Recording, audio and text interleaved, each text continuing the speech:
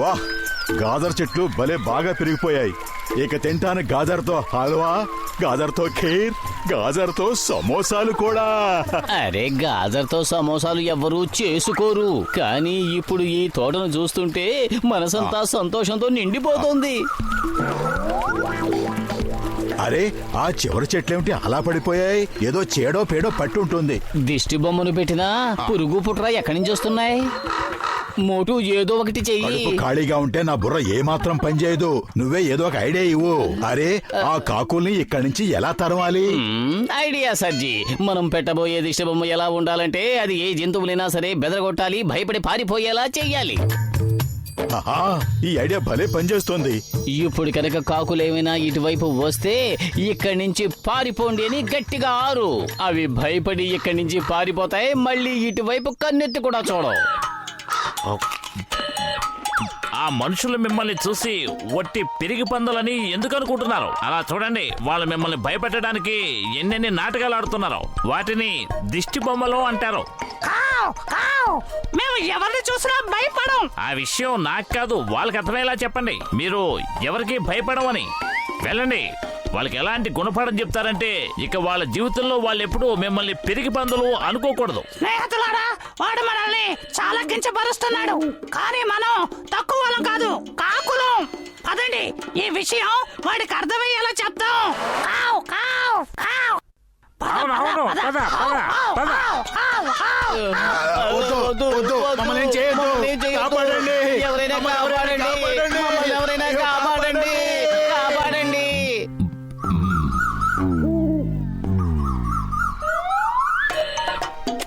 అలా చూడు, అవి మన గాజర్ చెట్లని ఎలా పాడు చేసేస్తున్నాయో. ఇవి భూమి లోపలే ఉండి లోపలే వాటిని తినేస్తున్నాయి. ఏయ్ దొంగలారా, ఆగండి, ఏం చేస్తున్నారు? మోటు ఇప్పుడే వాటి సంగతి తేల్చేయాలి. పద.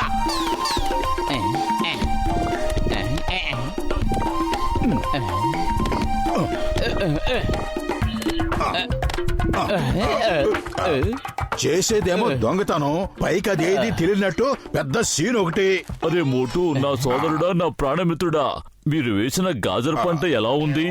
కంటికి కనిపించకుండా భూమి కింద నుంచి ఏవేవో వస్తున్నాయి. గాజర్ చెట్లను తినేస్తున్నాయి. మా పంటను పాడు చేస్తున్నది ఎవరో మాకు అర్థం కావటం లేదు. ఏం పర్వాలేదు, నువ్వేం దిగులు పడుకో. అసలు ముందా దొంగెవరో మనం కనిపెడదాం.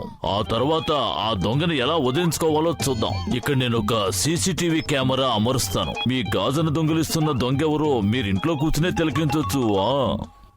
లగాయితో దీనికి సీసీ కెమెరాలు ఎందుకు? నేను ఇప్పుడే చూసి చెప్పేస్తానుగా.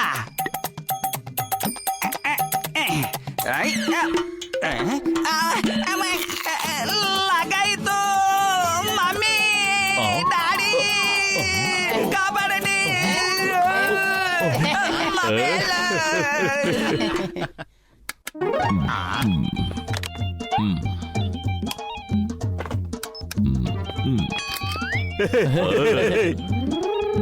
సరే పతులు, ఈ రిమోట్ కంట్రోల్ తో టీవీని ఒకసారి ఆన్ చేసి చూద్దాం. ఆ సీసీ కెమెరాలో ఏం కనిపిస్తుందో.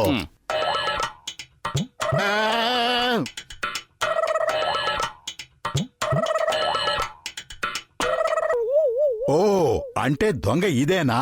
ఈ ర్యాబిట్ నేను వదలను గాక వదలను. పతులు, రా దాని అంతు చూద్దాం. ఏయ్ మోటు, ఆగు, ఇప్పుడు వద్దు, చాలా చీకటిగా ఉంటుంది. రేపు ఉదయాన్నే వెళదాం. ఆగు మోటు. మర్యాదగా బయటికి రా. ఎక్కడ దాక్కున్నా బయటికి రా. నా గాజులంతా తింటున్న దొంగ నువ్వేనని నాకు తెలిసిపోయింది. మర్యాదగా నువ్వు బయటికి వస్తావా? నీ చెవులు పట్టుకున్నాను లాగమంటావా? మోటు, ఇంత అర్ధరాత్రి పూట ర్యాబిట్లు కాదు, పాములు కూడా బయటకు వస్తాయి. పద, ఇక్కడి నుంచి వెళ్ళిపోదాం. దాన్ని వదిలిపెట్టేది లేదు. ఎక్కడున్నా ఇప్పుడే దాన్ని భర్తం పడతాను. మోటు, చూసావా ఎంత పని జరిగిందో? అందుకే నేను చెప్పాను, పద వెళ్ళిపోయి రేపు ఉదయాన్నే వద్దాం. థ్యాంక్ యూ పెద్దన్నయ్య. ముందు మమ్మల్ని మట్టిలో పొర్లించి ఆ తర్వాత నీళ్లతో కడుగుతున్నావా? నీ గురించి నువ్వు ఏమనుకుంటున్నావు? నిన్ను వదిలిపెట్టను.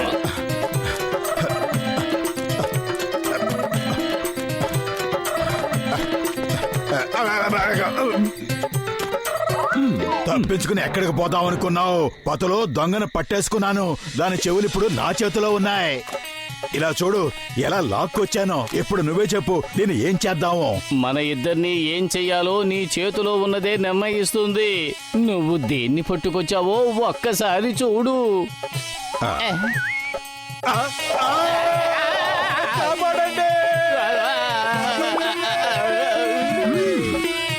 ఇప్పుడు చూస్తాను అది నా చేతిలోంచి ఎలా తప్పించుకుంటుందో. కన్నంలోకి నీళ్లు పంపించావంటే ఏ కన్నంలో ఉన్నా అదే బయటకు వస్తుంది.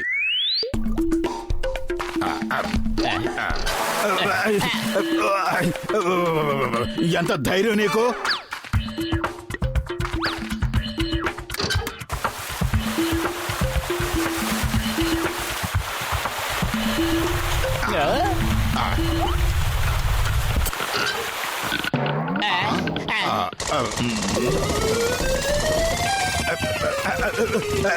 ఇది దుంపల్ని ఆయుధాలుగా వాడుతోంది.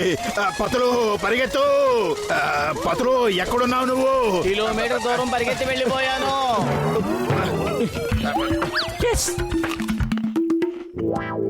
మోటు, నా ప్రాణమిత్రుడా, నా సహోదరా, అంత విచారంగా కూర్చున్నావేమిటి? విచారం కాక ఇంకేముంది పెద్దన్నయ్య. ఎంతో కష్టపడి గాజర్ని పెంచాం. ఆ ర్యాబిట్ కడుపు చెక్కలలా తినేస్తోంది. నీ సమస్యకి నేను పరిష్కారాన్ని తీసుకునే వచ్చాను. ఇదిగో చూడు. ఏం చేస్తున్నావు పెద్దన్నయ్య? దాన్ని ప్రశాంతంగా కూర్చొని గాజర్ తినమని మంచి చోటు చూపిస్తున్నారా? అరే మోటు, నా ప్రాణమిత్రుడా, నేను ఆ గాజర్ మీద ఎంత పరిమళాన్ని చల్లానంటే వాటిని తినడానికి ఖచ్చితంగా ర్యాబిట్ వచ్చి తీరాలి. లోపలున్న గాజర్ తినడానికి బోన్లోకి రాగానే ఇక లోపల చిక్కడిపోతుంది, బయటికి వెళ్ళలేదు. భలే వాసన.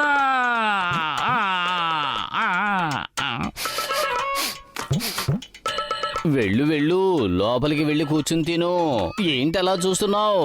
వెళ్ళవే. అది విన్నదంటే పారిపోతుంది పతులు.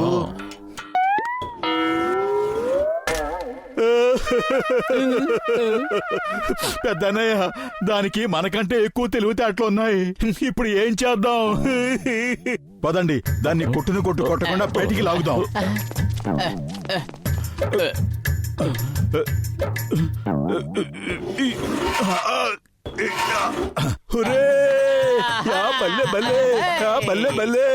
తక్కు దినాదీన్, హే తక్కు దినాదీన్. ఆగండి, దయచేసి నన్ను వదిలిపెట్టు మోటు అన్నయ్య, నన్ను వదిలిపెట్టండి. వదిలిపెట్టాలా? నిన్ను వదిలిపెట్టాలా? అది జరగని పని. ఇప్పుడు వస్తుంది మజా. నువ్వు మమ్మల్ని చాలా ఇబ్బంది పెట్టావు. పత్రు అన్నయ్య, ఈ మోటు అన్నయ్య నా మీద చాలా కోపంగా ఉన్నాడు. అన్నయ్య నన్ను వదిలిపెట్టేలా లేడు. నా సమస్యను కూడా అర్థం చేసుకోండి. నాకు చిన్న చిన్న పిల్లలున్నారు. వాళ్ళ కడుపు నింపడానికి నేను ఎన్నెన్నో పాటుపడుతున్నాను. మీరేమో నా స్థలంలోకి వచ్చి వ్యవసాయం చేసి మా కడుపు కొడుతున్నారు. ఇప్పుడు మీరే చెప్పండి, నన్నేం చేయమంటారు? ఇప్పుడు నన్ను ఎక్కడికి వెళ్ళమంటారు? నా భార్య బిడ్డల కడుపులు నేను ఎలా నింపాలి? ప్రమాదం ఉందా? ఇదిగో.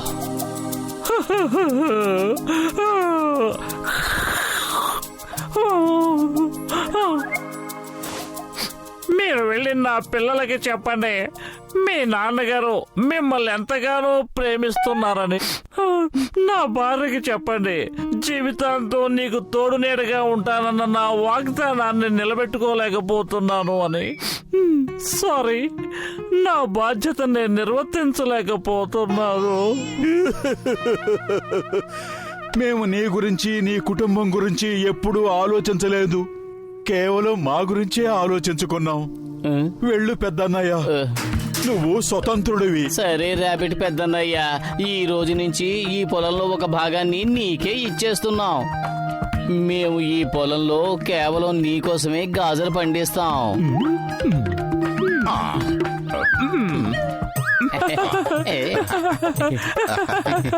ఇంకీ పింకీ చెంకీ చామ్ త్వరగా రండి.